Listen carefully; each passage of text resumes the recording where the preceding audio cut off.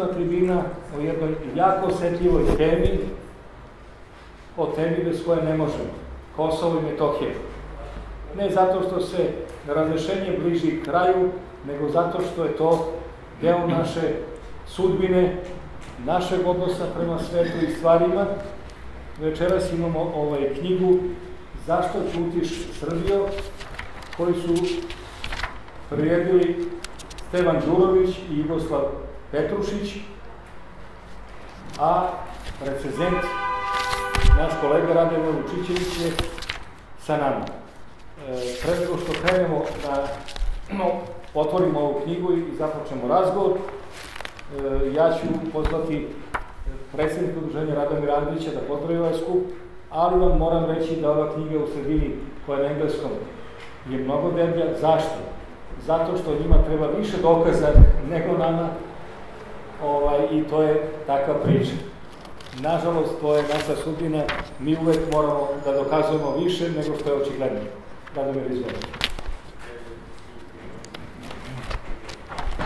Poštovani prijatelji,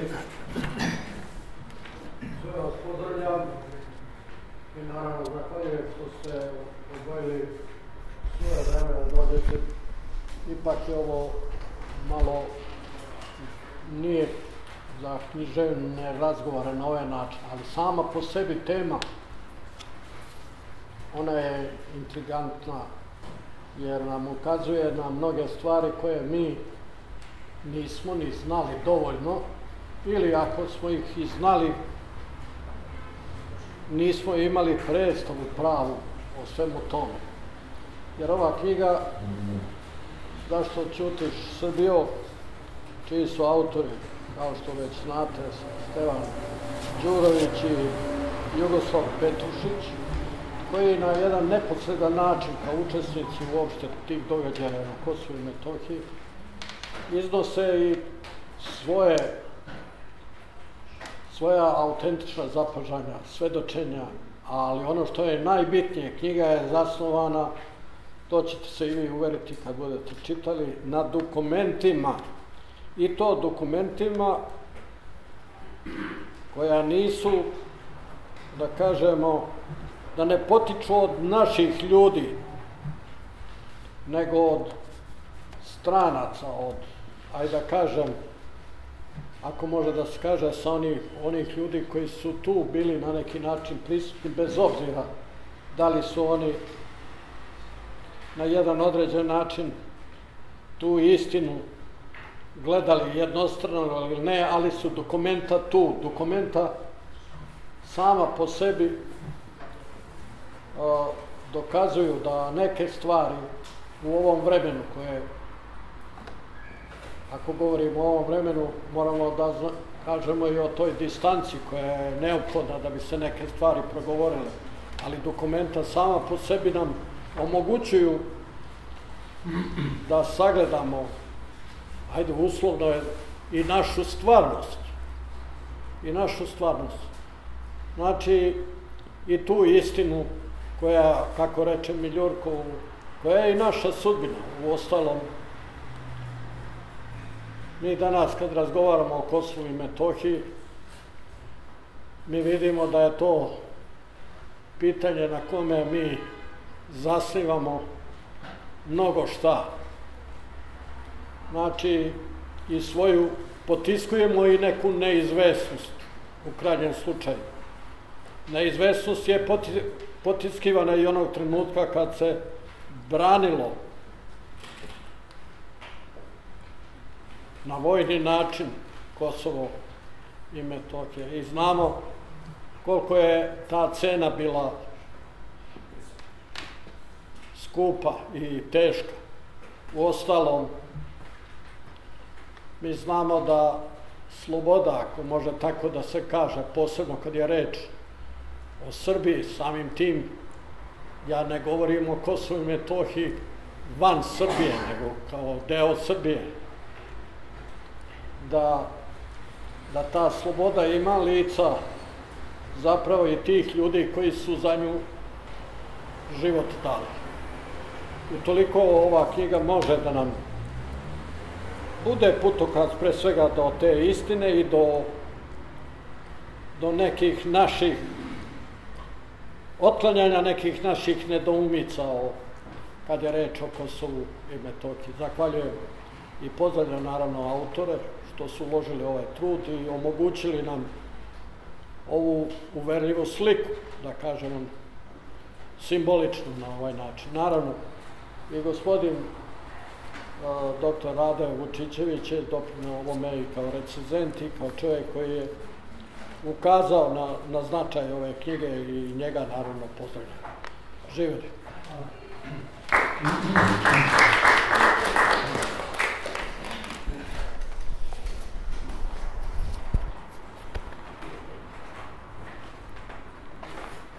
Ja bih samo želeo da ukažem na jednu činjenicu. U jednom času se daje pregled opština na Kosovu i Metohiji, navode se 23 opštine i svim naseljima u te 23 opštine. To samo želim da ilustrujem koliko je ova knjiga egzaktna, dokumentarna, na onaj neoboriv način. Ona ne postavlja ili, nego činjenično govori o onome što se dogodilo. I zato su ovakve knjige, koje nisu ostrašćene mržnjom, stavovima, deklaracijama, nego činjenično govore o svakom detalju našeg udesa i naših sugrađana, su uvek dragocene. Pogotovo u ovoj situaciji kada više ne znamo kako će se to završiti, kad će ta Golgota da se završi, gde će naš narod tamo i gde ovaj ovde, jer isti smo narod, završiti. Prema tome, ovakve knjige su uvek dragocene, pogotovo kad su pisane egzaktno, precizno, odgovorno i književno. To su kombinacija tri, kako bih rekao, načina razmišljanja. Ja moram da kažem da je kolega Stevan Đurović poznati pisac i čovek koji je i član našeg udruženja i koji je, kako bih rekao, doprineo da ova knjiga ima jednu i literarnu boju na pravi način, ne da ulepšava i da blaži, nego da ukazuje i da precizira. Autori su večeras ovde, ali najpre ćemo čuti našeg kolegu Radeta Vučićevića kao recenzenta knjige i oni su s ovom knjigom obilazili Srbiju pa skoro 100 puta tako, u raznim pravcima, jer istina treba da se čuje na svakom mestu, pa i naravno i u književničkoj organizaciji, što je najnormalnije. Rade, izvoli. Ja mislim da možemo da se čujemo bez mikrofona. Ako ga čujete, recite, ako ga ne čujete...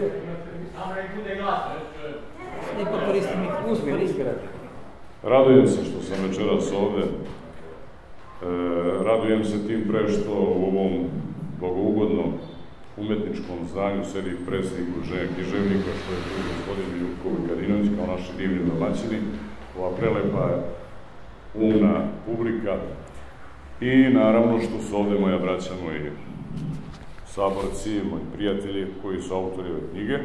Da vam ne oduzimam od vremena, jer mnogo je lepše slušati njih, ali taj službeni deo je, kažu, malo obavezan, pa eto, drugu deceniju trećega milenijuma ili 21. veka od Hristovog rođenja do današnjih dana karakteriše nekoliko planetarnih novina od kojih izdvajamo otkriće novog sunčevog sistema u nesagledivom kosmičkom bezdu, najezdu migranata i neviđenu okupaciju starog kontinenta i dugo čekano prizivanje istine u ispravljanju istorijske nepravde prema pravoslavnoj Srbiji, optuženoj i optuženoj za sve postojeće i nepostojeće krivice na ovome belome svetu u posljednjem stoljeću.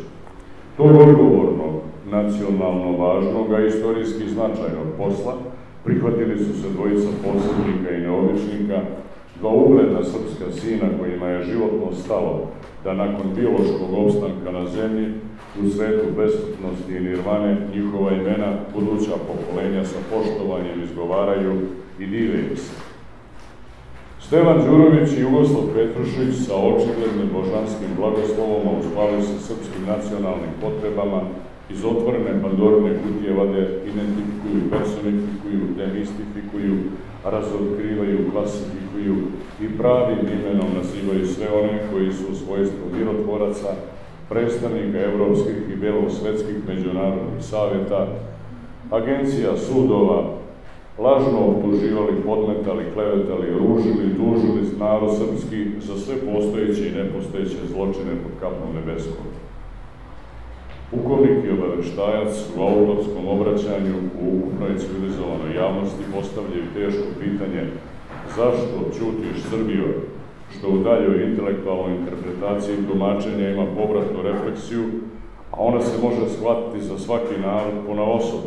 Nemac je razumeti i čitati zašto ćutiš Njemačko, Francuz zašto ćutiš Francusko i tako u beskrajni krug koji treba da obeledani istinu, razuveri svet zašto su nam i kako podmetali razni Vokeri, Soroši, Clintoni, srbomrsci, moćnici, predstavnici mirovnih snaga, humanitarnih i drugih organizacija, asocijacija koje su navodno brinule o ljudskim pravima, pravdi i miru u svetu.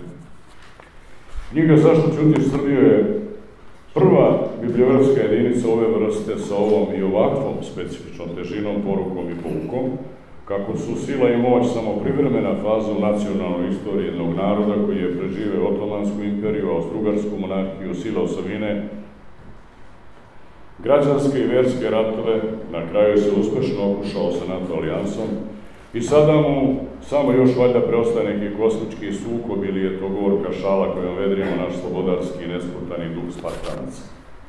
Iz takvog naroda izrasli su i iznjedrili se junaci tipa Stevan Đurović i Jugoslav Petrušić, u ovom vremenu najpozvaniji, najobavešteniji, najsmeliji, najupućeniji, a što je jako važno i najpošteniji u namjeri da imenuju, klasifikuju, demistifikuju i objasne kako su nam ispod čega podmetali masovne grobnice, Markale, Tuzlansku kapiju, Račak, Batajnicu, kakva je kolika uloga onih koji su trebali da čuvaju mir, budu pravične i nepristrasne sudije, komisije, odbori, savjeti, koautorstvo čestitog pukovnika obaveštajne i kontraobaveštajne službe Vojske Srbije i vrhunskog francuskog obaveštajca koji voli i radi za svoju Srbiju, pokazalo se kao dobitna nacionalna kombinacija koje da nije trebalo bi je izmisliti, jer nakon toliko vremena pojavljuje se neko ko sme, ko može i ko ume čitavom svetu na uman i mudar način pokazati da slika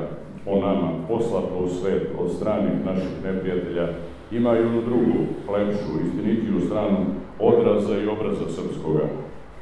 Inače, knjiga Zašto ćutiš Srbijo je obilje dokumenta, originalnih, verodostojnih iz NATO arhiva, evropskih komandi, međunarodnih asocijacija, šiptarskih službi, štabova i svega onoga što je čini izuzetno vredno, a čitalački informativno upotrebljivo, da može imati rang pouzdanog svedoka u svim ratnim i okoratnim događajima u zadnjoj deceniji drugoga milenijuma. Uz fotografije je pouzdan prateći tekst, zaokružuje izražajnu književnu formu narativnog oblika, veoma pitku i čitljivu da predstavlja istinski dokumentovani izazov. Đurović i Petrušić su delo koncipirali i priredili tako da osim obelodanjivanja dugo čekanih istina o anatemisanim događajima na Kosovu i Metohiji i na štetu srpskog naroda, pronalazimo odlične istorijske preglede vezane za taj prostor od kraja 19. veka pa do danas. Od tuda svako iščitavanje ove nacionalne čitanke bukvara, slavosrblja i obavezne nam lektire obogaćuje naš um, širi vidike, otvara neke nove dimenzije u kojima smo nekako srpski važniji, ponosniji, lepši i viđeniji nego prije čitanja Zašto ćutiš Srbijo. Vreme je bilo da se počnemo tako osjećati i svoje ime sa ponosom izgovarati. Dugo smo saginjali glavu, krili oči baš dugo, sve dok se Stevan Jugoslav ne upitaš onako otorski, odvažno i snažno. Zašto ćutiš Srbijo? Inače, kao što je kolega Jurko Vukadinović već rekao, Stevan Đurović je autoritativni, časni, visoki srpski oficir sa najvećim vojnim obrazovanjem, koji je vršio najodgovornije ratne dužnosti, branio svoj narod, rešavao i izvršavao najteže zadatke i manirom iskusnog vođe blagovremeno nalazio izlaz iz najtežih situacija. Srpski vojnici su mu posvetili i pevali pesme, crtali portrete i zaklinjali se njegovim imenom. Liči li vam to na slučajan odabir, dragi moji? Ili to nešto govori mnogo više od ovoga što vaš uvodničar u nedostatku jezičkog i leksičkog umeća može rečima dočarati? Osim toga, Stevan Đurović je u savremenoj srpskoj književnosti krajem drugog i početkom trećega milenijuma darivao desetinu izuzetno važnih bibliografskih jedinica, napisao nekolicinu romana od kojih izdvajam Kosovska stradanja, koji pristupom temi, načinom ukazivanja, stilsko i jezičkim parametrima ulazi u sam vrh pripovedne forme proznog dela. Ponovljena izdanja, značajne književne nagrade i čitalačka pomama za istim svedoče da moja malenkost govori istinu, koliko mi to dopušta moje profesionalno poštenje. Osim proze, Đurović je autor desetine vrednih knjiga poezije, također rado čitane, dobro kritičene, a koje su u kratkom vremenu postale sinonim rodoljublja, ljubavi i lirske uspešnosti u srpskoj lirici. Neke od pesama su dramatizovane, kazuju i na svečanostima, naizust recituju na blage dane i vidovdane srpske. Neke se uz gusle dobila epska krila, pa potvrđuju da istinske vrednosti imaju svoju lepotu koja se nikada ničim osporiti ne može. Priču o Stevanu Đuroviću, oficiru, ratniku, pesniku, romanopiscu, verniku, uglednom i viđenom Srbinu moram nečim omeđiti, jer vremena umitno prolazi, a vaše strpljenje hoće da čuje i drugi učesnik ove večeri. Stoga napominjem da je ovo rečeno samo maleni segment iz raznih priloga koje sam priredio baveći se ovom impresivnom ljudskom rečinom. Ko autor knjige Zašto ćutiš Srbije, Jugoslav Petrušić, avanturista, pustolov, neobičnik i posebnik, inače francuski obaveštajac koji voli Srbiju, nesvakidašnjom profesijom, obaveštajnim radom, delima koja se graniče sa fantastikom, načinom života i rada još u relativno mladim godinama postao je živa srpska legenda, naš 007.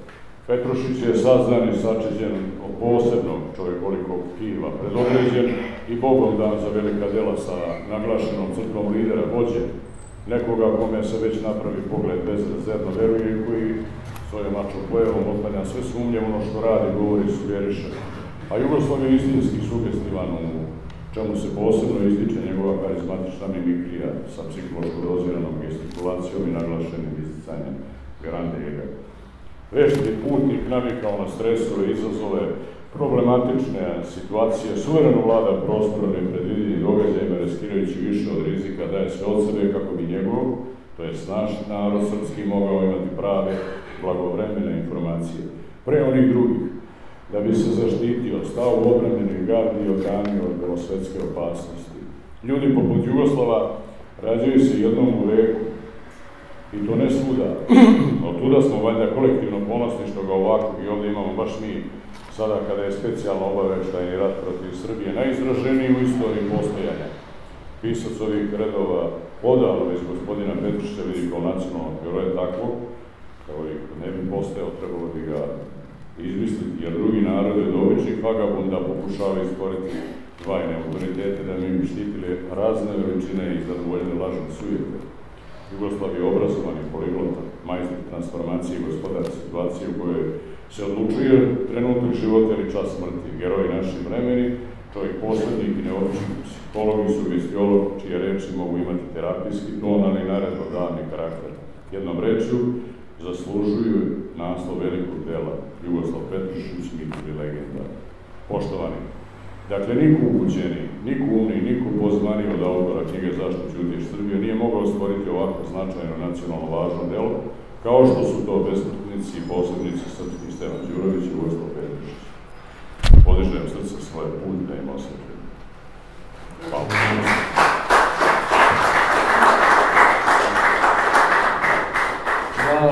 Radetu Tarasezentu koji je približio knjigu i priču i ove ljude, Stevan se prvi javlja za reč.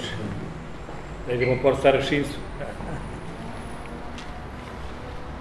Može Bog, braći i sestre, dame i gospodo, reč.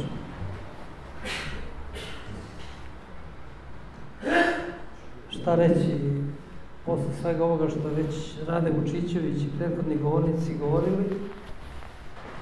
Ja ću probati ukratko da vas malo uvedem u korice ove knjige, a pre toga da vam kažem da je naš moto bio pre svega da istinu koju smo doživjeli, gledali svojim očima, prošli našim korakom, svesni da o toj istini pričaju svi oni koji ni na televiziji, ni na daljinski nisu mogli da nađu ni na karti Kosovo i Metohije, gde pričaju danas o Kosovo i Metohiji, o svim onim događajima koji su se desili na tim prostorima.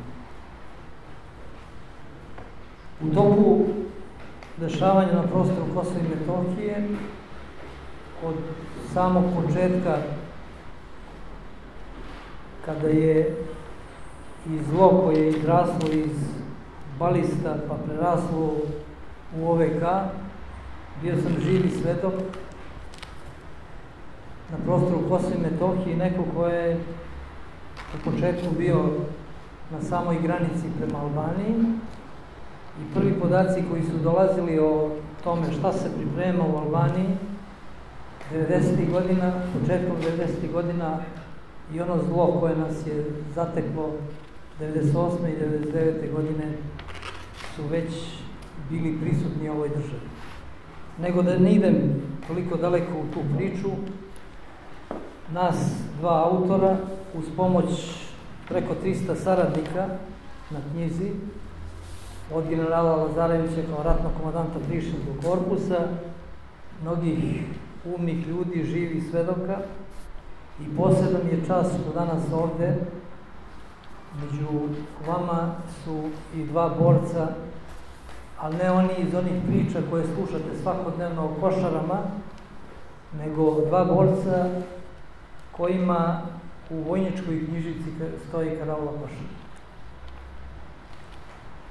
Oni su, za razliku od ovih koji danas pokušavaju da sve što se dešava na prostoru Kosova i Metohije podvedu pod jednu bitku Košaram, oni kao mladi 18-godišnjaci koji su branili svojim životima ovu otadžbinu i ovu Srbiju i ovo srpstvo, nisu sebe nazvali braniocima Košara, nego braniocima otadžbine. Jer se oni nisu zaklinjali Košarama, nego su zaklinjali otadžbinu. Preko 300 saradnika je na knjizi. Od prve Prizrenske lige, a moj pokojni džed Jovan i ja smo stariji od, jer je on rođen 2 godine pre prve Prizrenske lige, a ja sam još živ, nas dvojica premošćavamo od prve Prizrenske lige, drugi i svih liga do sada i svega onoga što se dešava na prostoru Kosova i Metohije. Vi znate šta je bio cilj prve Prizrenske lige, ne bi da ulazim u tome, taj cilj koji su postavili tada, oni ga i danas realizuju.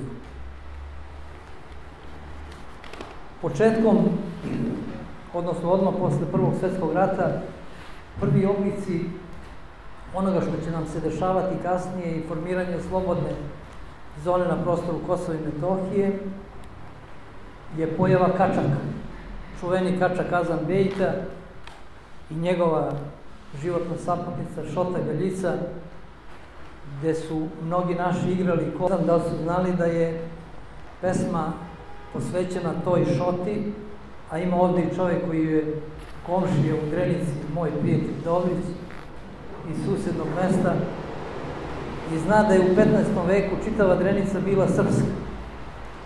Samo su bile 2 arbanaške porodice, a ostalo sve je bilo srpsko. Zato je i Srbica glavni grad tog regiona.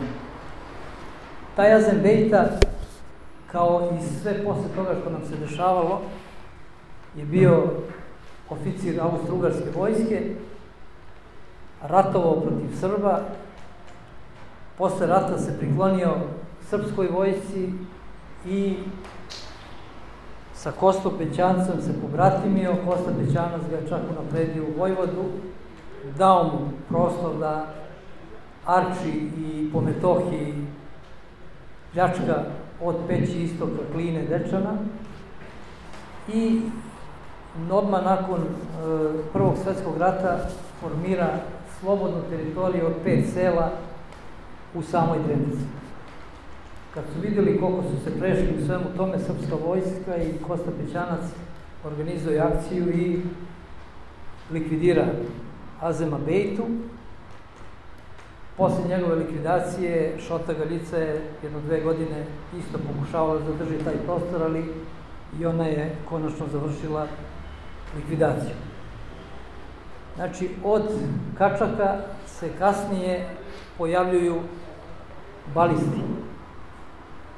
44. i 45. godine, sada ne ulazim u te pojedinosti, Šaban Paluža, i dok se probijao Sremski front, 32.000 snaga, odnosno pripadnika snaga NOP-a je gušilo pobunu na Kosovo i Metohiju, a prethodno im je podeljeno na oružanje. Hronološki gledano, veliki broj tih kontrarevolucija na Kosovo i Metohiji je bio. Oni koji su živjeli dole i koji znaju, a mi smo živi svedoci svega toga, 68. su tražili zastavu, dobili su više nego što su tražili.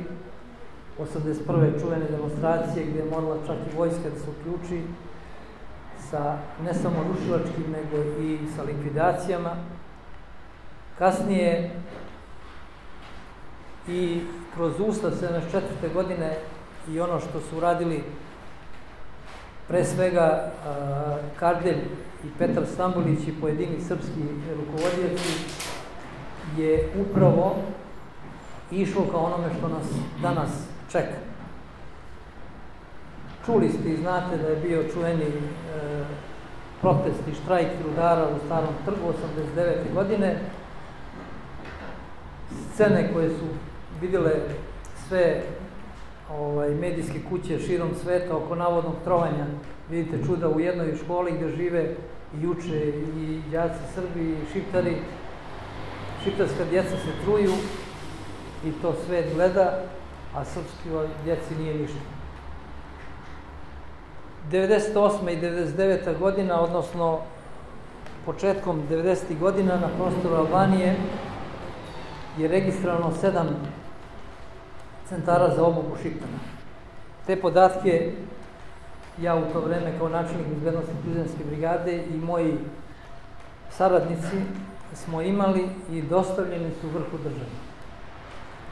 Tačno se znalo kako se vršila odabir ljudi, kako su prebačivani u Albaniju, tamo završavali kurseve u tih 7 centara, a kasnije, kad je već došlo do 1998. godine, bilo je mnogo više centara. I nakon toga, oni koji su bili malo ispreniji, slati su u centrima za obuku u Evropi, u Švajcarskoj i Nemačkoj, a određeni deo i u Turskoj, odnosno u zemljama Bliskog i Dalekog istoka. Pre svega Pakistana, Saudijske Arabije i tako dalje. Šiptari su pokušavali 1998. godine da sa 2 pravca probiju iz Albanije i da u scenariju koji su već pripremili uz ono što su im strani mentori, pre svega Amerika i zapadne zemlje uradili, a pre nego što je došla ta 1998. godina, poznato vam je da je 1992. godine u Prištini instaliran Američki informacioni centar koji je bio osnov i baza za sve ono što će se kasnije desiti oko regrutacije, obuke i svega onoga ostalog kada je formirana OVK. Taj Američki informacioni centar je danas ambasada Amerike. On je bio i ključni u misiji koju je Walker doveo dole i bio je neko ko je rukovodio tom misijom. O pravcima ne bih vam nešto govorio, mnogi državnici i mentori s polja, počeo od Holbrooka, Hila i kojekakvih drugih stručnjaka i srbomrzaca su dali pun doprinos vezano za ono što nam se desilo 1998. godine, a to je klasična oružana pobuna.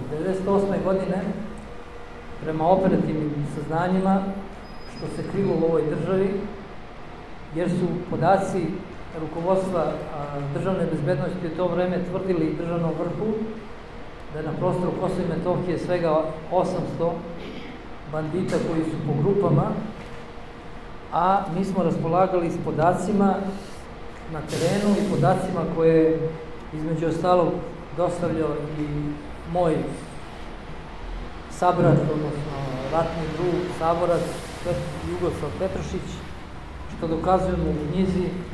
Tada su već formirane operativne zone. Samo u operativnoj zoni Dugađini i Lab i Paštrik koji pokrivaju Metohiju je bilo 21 brigada. Oni su formirali, operativna zona je bila rang korpusa ili divizije. Najveća operativna zona je bila Dugađini, tamo gde je bio Ramuš Haradinaj i sadašnji premijer.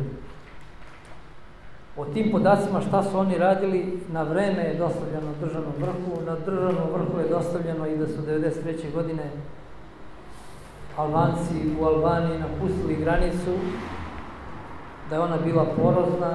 Samo u periodu kako sam obavljao dužnost načelnika bezbednosti u Prizrenskoj brigadi od 1991. do 1993.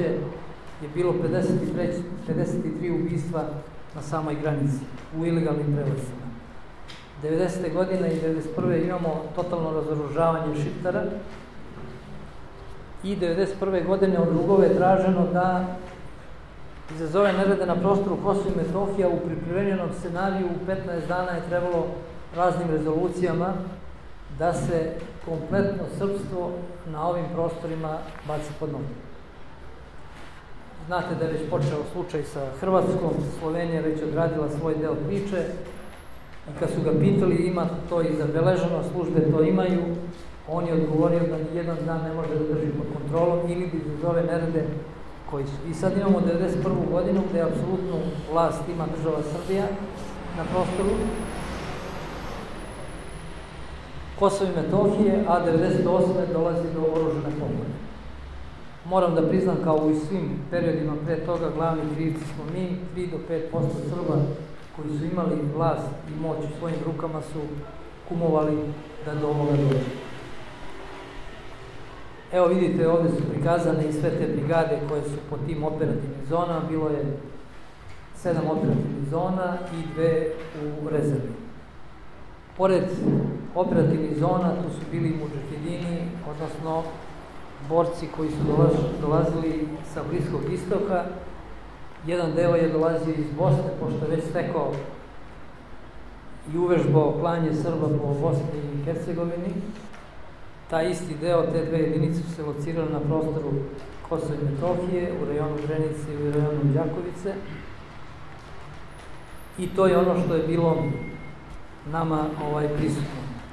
Kad je u pitanju NATO agresija, moram vam reći da je odnos snaga kad se sumira sve ono čime su raspolagali i ono čime smo se mi branili, odnos snaga je bio 600:1.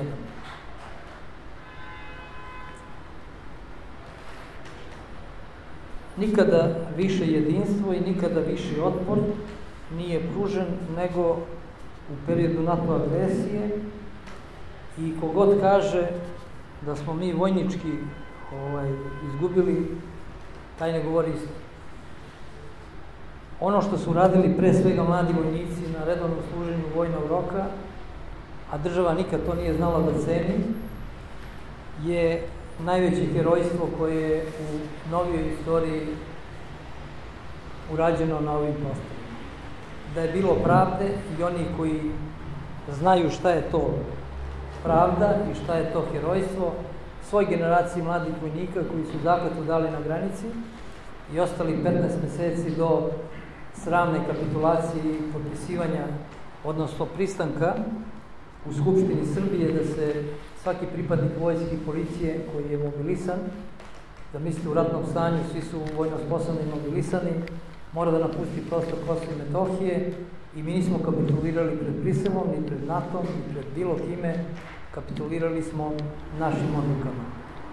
ti mladi vojnici koji su bili na najisturenijim mestima, to je prema granici Albanije, su svojim životinjama i svojim junaštvom uradili nešto što istorija današnja, nažalost, ne zna, ali ja verujem da će biti još oni koji smiju da progovore i da sve ono što se desilo na tim prostorima polako ugleda svetlost dana. U odnosu snaga, kada je u pitanju NATO agresija, poznato vam je da smo mi u toku početka bombardovanja imali pred sobom zadatak da se odbranimo od onoga šta je bio cilj NATO-a. A cilj NATO je bilo da u 3 do 5 dana, ne više od 10-20.000 sanduka pošalju u Srbiji, da pobiju te mlade vojnike pre svega i da Srbija kapitulira. Imajući u vidu da im taj plan nije uspeo, a pripremali su ga dugo, zato je i došao Voker sa misijom i sama misija Vokerova je locirala 480 ciljeva koji su prilikom NATO agresije gađani maltene tamo gde odakle poslat signal i gde je lociran cilj, pogađano je apsolutno precizno. Međutim, dovitljivost srpskog borca i srpskog čoveka i naroda je upravo sprečila da mi u toku NATO agresije i za vreme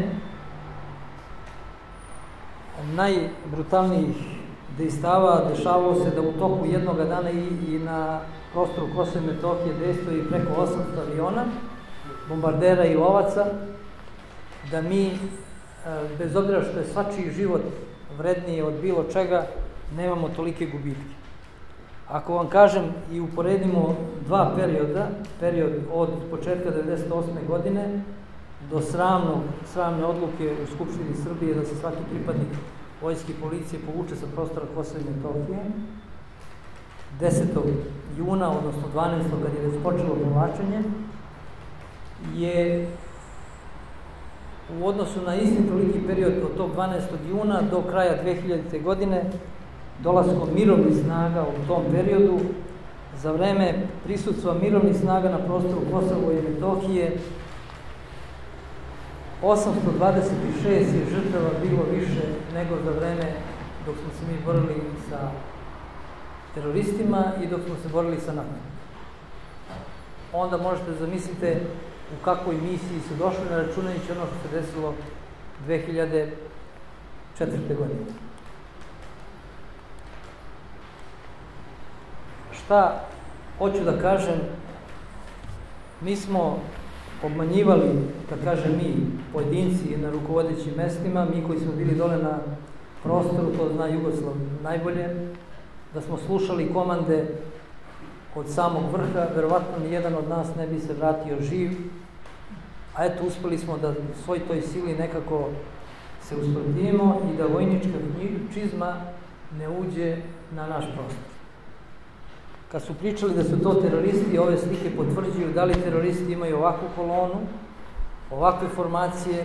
Kad su pričali da je to samo priča ekstrema, vi vidite na ovoj slici i starca koji ima preko 70 godina sa puškom, vidite i devojku, vidite i dijete od 10-12 godina i vidite šta rade oni koji su faktički krvoloci bili na tim prostorima. Priprema svega ovoga, to Jugoslav isto odlično zna, oni upućeni ono što se dešavalo vani, je počela još davnih početkom 90. godina, krajem 80. Formirani su fondovi preko koji su skupljene pare. Centralni fond je bio u Švajcarskoj, zvao se Vedindija Tret, domovina zove, a 98. godine kad je došlo do oružane pobune, svako selo je imalo posebni fond u kome su oni koji su radili vani morali da izdvajaju određena sredstva, milom ili silom, i od tih sredstava se kupovalo i oružje i pravcem preko Evrope, Italije, Albanije se prebacivalo na prostoru Kosova i Metohije. Svedoci smo danas da nam o tome kako smo mi zločinci, prva masovna grobnica koja je bila na prostoru Kosova i Metohije je grobnica na Radonjičkom jezeru, čitav svet je upoznat sa njome. U toj grobnici je bilo ubijenih i najviše Srba normalno, ali i onih Šiptara koji nisu bili u funkciji zlikovaca. Ima interesantnih priča, ali ne bih vas sad davio tim pričama, kako su oni koji nisu izvršavali njihova naređenja morali da plaćaju životima svojih članova. Druga masovna grobnica koja je bila je Klečka, vama poznata od braće Mazreku i čuvene devojke od 9 godina Jovane, koja je silovana, zaklana, u Krečani spaljena i niz drugih stvari, a onda dve masovne grobnice koje isto svet upozna, to je ona kolona, prva koja je pogođena na pravcu od Prizrena prema Suvoj reci u selu Koriša, gde su NATO bombarderi veoma precizno pogađali traktore u kojima su bili Šiptari, i ona druga kolona na pravcu Đakovice prema Orahovcu u selu Bistrožinu, isto tako kolona šiptarskih mučenika i civila i nejači je pogođena NATO avionima. O tim grobnicama niko ne priča ništa, ali ima oni koji znaju šta se dešava. Deo oni koji su stradali u tim kolonama, to Jugoslav odlično zna, se nalazi i u masovnoj grobnici u Batajnici. Šta je bio motiv nas da se uhvatimo u koštac sa ovom pričom? Pre svega, motiv je bio i ona Šantićevi stihovi gde kaže: i kad na muški uzmete živote, grobovi naši borit će se s vama. Mi nemamo pravo da ćutimo, ne posebno mi koji smo živi svedoci svih onih događaja. Ćutanje je danas zločin. Mi tvrdimo, i zato je naslov Zašto ćuti Srbijo, da ova država u svojim rukama ima dovoljno argumenata da brani sebe od bilo kakvog pristrasnog suda. U ovoj knjizi, pored sve su strani izvori, ovde dokazujemo da neko ko nam je servirao da smo mi ubijali tamo civile, u njihovim dokumentima nalazimo da su to danas živi pripadnici UMNIK-a, KFOR-a ili koje kakvih drugih. Tamo ima ljudi koji su rođeni u Albaniji, živjeli u Albaniji, umrli u Albaniji, a pripisani da su ih pobile naše snage. Ima dokumenata u ovoj knjizi, da ne idem u detalje, da ono što su pobili oni međusobno, a ima preko 4000 žrtava koji su šiptarski ekstremisti pobili, da je to pripisano srpskim snagama. Samo za zločine koji su počinjeni za vreme 98. i 99. godine, snage bezbednosti, računajući znači vojsku, miliciju i ratne sudove koji su bili na prostoru Kosova i Metohije, je podneto 17.124 krivične prijave, a po osnovu terorizma preko 10.000 krivičnih prijava. Kada bi neko sa validnim sudskim dokumentima, kojih ima i kojih je bilo, a znate da je onaj neobavešteni predsjednik ove države oslobodio preko 2000 zlikovaca koji su dobili zatvorske kazne i sudski dokazano validno da su radili to što su radili, samo na osnovu tih dokaza bi mogla da se brani ova država. Mi ne ćutimo. Svesrpski otadžbinski sabor, koji je jedan od osnivača, odnosno i pokretač ove knjige, je pokrenuo ne samo ovu knjigu, to će Jugoslav verovatno reći šta su nam još ideje i šta ćemo još da radimo. Dok nam god je glava na ramenu, mi ćemo da se borimo, jer mislim da svakome od nas neće biti mesta ni u grobu, i to od naših potomaka, zašto ih nismo na vreme upoznali šta se dešava na tim prostorima, jer će nas oni proklinjati za ono što ih nima, što im nismo rekli. Nažalost, svedoci smo danas da oni koji su bili po podrumima i podsuknjaši i podrepaši danas više pričaju o istini i o onome šta se dešava na prostoru Kosova i Metohije, od živih svedoka i oni koji su bili na odgovarajućim mestima. Ali da ne bi dužio, Jugoslav će verovatno nastaviti tome, ja bih samo htio da vam se obratim na kraju jednom poemom, a to je: ne priznajem opštu krivicu za svaku boru na srpskom licu, ali kriv sam što nam je svađa razgovor, što brat bratu najdublje oko kopa kada mu drugi ne mogu ništa. Kriv sam što se gase naša pepelišta pod krstovima manastirskim, što nam snove pokradoše, nebom radiše, groblja namnožiše, kolevke popališe, opoganiše jezik i božure. Kriv sam što se u Boga nadam, što sam navikao da stradam, što ustajem kad padam, što ćutim i što se ne jadam. Kriv sam i što mi kičma mesto tregera ne služi, što mi je jezik duži no što treba i što prizivam pretke i sadašnje retke za putokaz narodu mome kad duhom i snagom klone. Kriv sam što Boga prizivam uz pomoć krsta i 3 prsta i molim da zlikovcima oprosti, a znam da znaju šta rade. Kriv sam što mi zemlju grune, bez bune naroda moga. Kriv sam i jesam i nisam, kriv sam i što jesam gde jesam i što nisam gde nisam i što sam onih čiji sam. Kriv sam i jesam i nisam, kriv sam i evo čita mi se na licu, kriv sam, kriv i priznajem krivicu. Hvala vam na pažnju.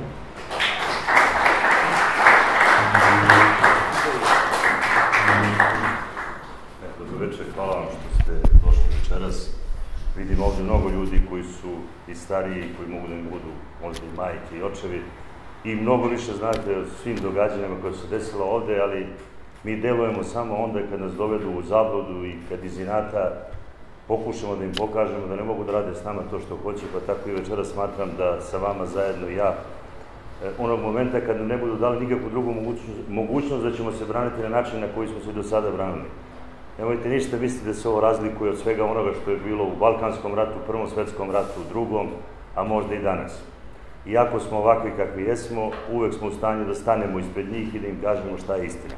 Ja sam bio s one strane zakona, kad kažem s one strane zakona, bio sam neposredni očevidac svega što su ljudi radili u Albaniji, inostranstvu, odnosno u NATO-u, i imao sam mogućnosti i prilike da vidim šta se spremalo da je grupa komercijalista iz tih institucija zarad privatnih interesa nekih korporativnih zajednica sve to organizovala i koristila NATO sisteme, odnosno sve ove države kao paravan da bi danas došla i otela ono što treba da nam otme. Ne radi se samo o Kosovu, radi se o našoj teritoriji gde se mi nalazimo, ali šta je najstrašnije, najmonstruoznije od svega toga, oni su krenuli Drugi svetski rat u dvorište Srbije i pokušali da nas prikažu da smo mi navodno sa nekoliko hiljada mrtvih ljudi učinili ono što su učinili, kad kažem fašisti, ne mislim na fašiste, nego na jednu čitavu tu ideju koja je za vreme Drugog svetskog rata ubila 55 miliona ljudi. Morate znati da u Hrvatskoj je stradalo, u zločinima, pričam samo o zločinima, da je stradalo samo 2000 ljudi, da je u Bosni stradalo samo 5000 ljudi, a na Kosovu nepunih 1000 ljudi. Pričamo o zločinima i pričamo o ratu koji je trajao 9 godina. Kao paralelu ću vam dati, u Siriji je poginulo 500.000 ljudi, u zločinima je 150.000 ljudi ubijeno, 2,5 miliona raseljeno, u Libiji u zločinima je ubijeno preko 50.000 ljudi, u Iraku preko 50.000 ljudi. I svi ćute. U Ruandi, gde sam lično učestvovao kao profesionalni oficir, ubijeno je 600.000 ljudi, bilo mi je zabranjeno da delujem. 4 ljudi je samo kažnjeno. Svi Nemci koji su se bavili bilo čime posle Drugog svetskog rata, a bilo korisno korporativnim agencijama, bili su oslobođeni i nisu bili kažnjavani. Znači, radi se o nečemu što nema nikakve veze sa logikom, nego se radi o jednom sistemu okupiranja jednog od najstarijih naroda, to je srpski narod, i uzimanju njegove duše koje se nalaze na Kosovu. Mi nemamo drugog načina nego da pokušamo da im pokažemo i dokažemo sa konkretnim stvarima njihovim koje je NATO napravio, koje je NATO prikupio, odnosno koje je NATO dostavio svojim relevantnim institucijama, da im pokažemo da su u suštini sve što je rađeno i stavljeno na teret Republike Srbije, odnosno Savezne Republike Jugoslavije, Srbije i Crne Gore, odnosno današnje Republike Srbije, bila prevara i obmana i služilo je jednim jedinim ciljom da se dokaže i pokaže navodno da smo mi jedna nacija koja želi da svakoga istera iz ove zemlje, odnosno da počini zločine, da strelja ljude, da premešta njihove leševe, ali morate znati da u zadnjih možda 1000 godina Srbija je jedina teritorija iz koje ljudi nisu bežali, iseljavali se. Znači, jedina teritorija koja nije doživjela da nikad ni jedna nacija s ove teritorije bude proterana. Možete pogledati na svim kartama sveta i u svim zemljama sveta i svuda ćete naći. I vidjet ćete da su izvesne strukture ljudi, izvesni narodi ili podnarodi ili neke manje strukture ljudi morale da beže iz svake zemlje, osim iz naše. Tako je bilo i u ovom ratu. A proglasili su nas za glavne krivce. Stavili su nas iznad fašista. Stavili su nas iznad svih bolesnih umova i ljudi. Finale čitavog ovog zločina je bilo navodno dovoženje leševa na Batajnicu, povezivanje sa Srebrenicom, odnosno Ovčarom. Ja sam imao sreću da budem suđen, navodno da sam za vreme ratnog stanja na Kosovu izvršio ubistvo 2 Albanca i da je leš jednog Albanca se našao na Batajnici. Posle 20 godina istraživanja došli smo da je umro u Albaniji, da ga je ubio Ramuš Haradinaj, da je iskopan na Kosovu 9. septembra 2000. godine posle rata, a da je 2001. se našao u Batajnici. Sve institucije to znaju. Normalno, ko je to prijavio? Gospođa Nataša Kandić. Ali iz mog predmeta izvukla njihove pasoše i postavila ovde na grobnicama. Istražni sudija je dozvolio da dođe na otkopavanje. Ko je joj pomagao? Ko su bili grobari? Pa Petnica, Andrej Starović. Glavni arheolog na Batajnici je bio Andrej Starović. Glavni posmatrač Nataša Kandić. To su naši tužioci. To je naša priča. Navodno kamion sa 100 leševa, vi ste vi obrazovani, pametni ljudi, da li može 30 metara od obale da se nađe kamion? Sa 10 tona težine leševa i 20 tona težine kamiona. Na 30 metara od ivice obale se nalazi taj kamion. Pa šta je on, avion, amfibija? Svi ćute. Ali svi ćute. I žele da vaši unučići, ja, moja deca, ili naši pravunučići, čukunučići, da neko kaže da sam ja iz Prizrena, ja, odnosno pukovnik Đurović i svi mi zajedno, ili neko od naših dovozio te leševe, stavio ih, dovozio ih na Batajnicu. Neću da im dozvolim dok sam živ da to urade, nego ću da im srušim taj mit o tome i da pokažem da isto tako Srebrenica je bila napravljena. Bio sam u helikopteru sa generalom Žamijevom. 484 lica su nastradala u Srebrenici. Svedočio sam u Sarajevskom sudu 16. i 23. marta 2012. godine, gospodin Milan Glamočan je bio sa mnom. Mogu da vam kažem da su posle toga proglasili da je bio zločin, a ne genocid. 484 lica su poginula na 39 lokacija. Na Batajnici, navodno, srpske snage i organi bezbednosti Srbije, odnosno vaši prijatelji, rođaci, potomci, su navodno iz 40 različitih opština na Kosovu iskopali albanske leševe, bacili ih u reku, ponovo ih vratili, zakopali, zapalili, pa ih opet iskopali, pa ih doneli na Batajnicu. I to je potpisalo 10 ili 15 ljudi u dogovoru sa stranim plaćenicima da bi mi danas bili u ovoj situaciji u kojoj jesmo. Sve ostale priče, gde bi mi se pravdali, odnosno ponašali i pokušali da dokažemo da su nevini, padaju u vodu jer su nam sakrili sva dokumenta. Onda nisam imao drugih mogućnosti nego da se dočepam NATO dokumenta ponovo, sa gospodinom pukovnikom Stevanom Đurovićem, Radetom Vučićevićem i Milanom Glamočan i mnogim drugim ljudima, Aleksandrom Vješićem koji mi pomažu da napravimo nove knjige. Ta nova knjiga se zove Stop kandidaturi Nataše Kandić, kolokvijalno albanskoj prostitutki. Ona ne sme da dobije Nobelovu nagradu, ako dobije, ozvaničit će sve te zločine i svi ćemo biti optuženi, kad kažem svi. Naša deca će biti, za nas je već tu negde, mi smo doživjeli naš period života i ostvarili se čim pređemo 50 godina života. Treća knjiga se zove Srbijo podigni glavu i njoj obrađujemo kompletno stanje šta se dešava na jugu Srbije i koji je nastavak ovog procesa, odnosno ovog holokausta, ako mogu da ga nazovem, protiv nas. I načine na koji te strukture ljudi koje su privatno ubačene u naše organe bezbednosti, u politiku, među vas, među pisce, među mnoge druge ljude koji se bave danas naukom i svim ostalim sredstvima i svi žele da dokažu da smo navodno mi svi zajedno stavili u kamion neke leševe i iz Prizrena ih dovozili u Beograd. Ja ne znam, vi svi znate gde je Prizren. Da smo ih odatle vozili za Kladovo. Ali ispričat ću vam još jednu priču. Oni ne budu lenji pa naprave te iste zločine u Vukovaru, pa u Lovasu, pa u Bjeljini, pa u Zvorniku, pa u Perućcu, pa u Priboju, sve na granici. Pa ih naprave u Kladovu i tako dalje. Sve gde im je bilo potrebno napravili su ih na granici. I svi su tu odbili ti zločini. Šta je najveća naša kazna? Naprimjer, 2014. godine u biblioteci Fonda za humanitarno pravo Nataša Kandić zove sve sudije za ratne zločine i sve tužioce gde prave strategiju za suđenje ljudima sličnim vama, vašoj deci, vašim rođacima, mojim rođacima i svima nama, da bi napravili strategiju navodno da dokažu da sve to što smo mi radili dole, da smo bili neuki, da smo sa namerom išli da uništavamo nečije narode, da uništavamo našu imovinu. Kome ja da objasnim da sam ja naredio da se pale kuće? A oni mi kažu, zašto si Jugoslav to naredio? Pa zbog toga, zato što svaka raketa koja prođe kroz dim gubi parametre da dalje deluje. Hoće li neko da mi kaže da su Amerikanci, ja sam učestvovao u nekoliko operacija NATO-a protiv terorista, jer mislite da smo mi vodili računa o civilima ako napadamo teroriste, ako vršimo borbene operacije koje su visokog intenziteta i visokog rizika. Šta ćemo mi da kažemo? Je ta topovska granata koja dođe, ona ne sme da ubije civila, ne može da stradaju ljudi, pored ili deci i tako dalje.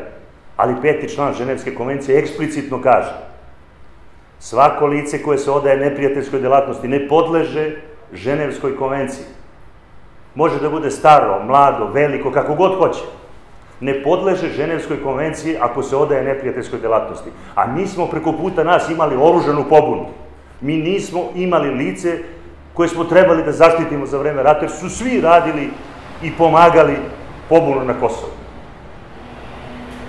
I nekoliko puta sam imao prilike da vidim brutalnost i u Iraku, i u Libiji, i u Siriji, i u Iranu, šta ja znam, i na mnogim drugim mestima, kad smo se obračunavali sa teroristima, koliko nevinih ljudi je stradalo, ali to je nešto što niko ne može da spreči u momentu kad vršite borbene operacije. Tako je bilo i u Balkanskom ratu, tako je bilo i u Prvom svetskom ratu kad su nas napadali Nemci. Sami znate koje su naše civilne žrtve bile. Na Kosovu je jedva poginulo 2500 ljudi u svim sukobima organa bezbednosti Vojske Jugoslavije i policije. U svim, pričamo od početka, ostale su pobili teroristi, ili su ih oteli posle rata, ili su nestali. I sad mi dokazujemo da tih 2500 ljudi u 2 godine rata sa svim zemljama sveta, da smo mi navodno bili ti zločinci koji su svesno i namerno došli dole da iskopaju neke nesrećnike, da ih bace u reku. Oni se ne raspadaju uopšte, samo da znate, to su ljudi nemogućih moći. Iskopaju ih dole posle do mesec dana, pa su oni čitali, pa ih bace u reku, pa ih izvuču odatle, pa ih vrate u kavione, pa ih opet zakopaju. Tamo negde na nekom brdu, pa ih iskopaju odatle, donesu ih na Batajnicu, pa ih zapale tu. Pa ih vrate u zemlju. I posle 2,5 godine oni kompletni, neraspadnuti. Svi imaju papire, svi obučeni, čak i dečije knjige se tu nalazi, i tako dalje, i tako dalje. Želim da probudim kod vas svest, odnosno da pobudim emocije, da na svakom koraku tražite od svakog čoveka koji je učestvovao u ovome, a bio u državnim organima, da poništi te odluke i da se vrati na reviziju apsolutno bilo koji slučaj, da je gospođa Nataša Kandić učestvovala u događajima koji se tiču bilo kojih događaja na teritoriji bivše Socijalističke Federativne Republike Jugoslavije. Nije imala pravno da učestvuje. Mnogi naši rođaci, prijatelji, braća su osuđeni, kažnjeni i dovedeni u ovu situaciju. Ova knjiga upravo treba da samo otvori put tome i 2 naredne da pripreme jedan takav udar na te institucije gde želimo da probudimo svakog od vas. Ne u onom smislu šta smo mi radili, šta ste vi radili, nego svako od vas da može osluh, da pošalje mail i da napiše stop kandidaturi Nataše Kandić.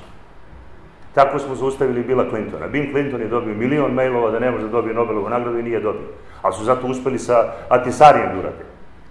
Tako trebamo sad da zaustavimo Natašu Kandić. I naš moto Srba treba da bude stop kandidaturi Nataše Kandić. Bez razlike kome pripada, kojoj partiji, čime se bavi, da li je pekar, lekar, zidar, književnik, doktor, oficir i tako dalje.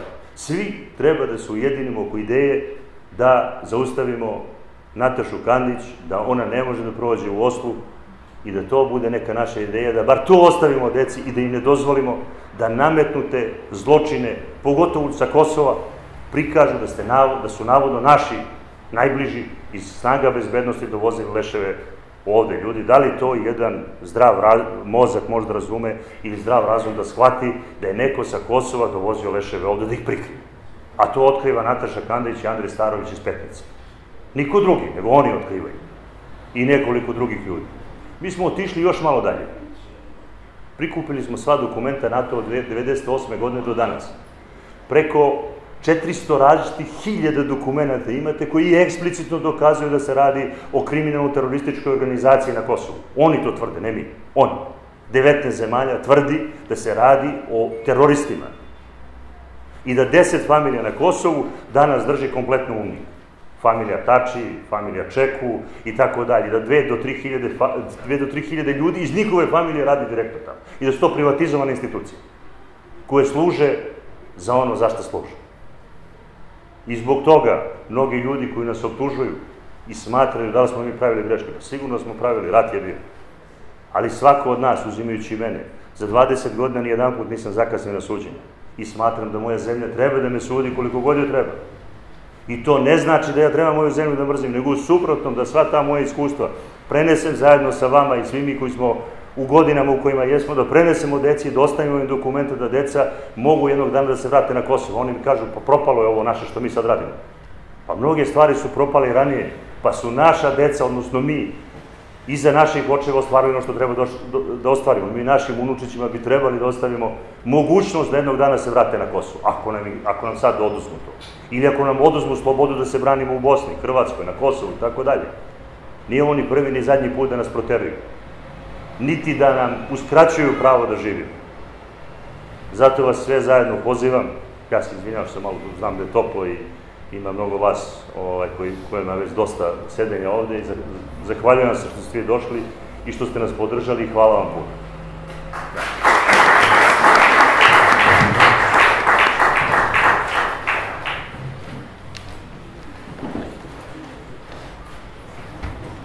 Hvala ovim ljudima što su ne samo onim što je napisano u knjizi, nego ličnim svedočenjem, bez trunke mržnje, argumentovano progovorili o onome što se događa i što na ovom poslu istrajavaju, jer istina je saglediva. Ona može u jednom času da bude prećutana, ali ne može stalno. I to je dobro.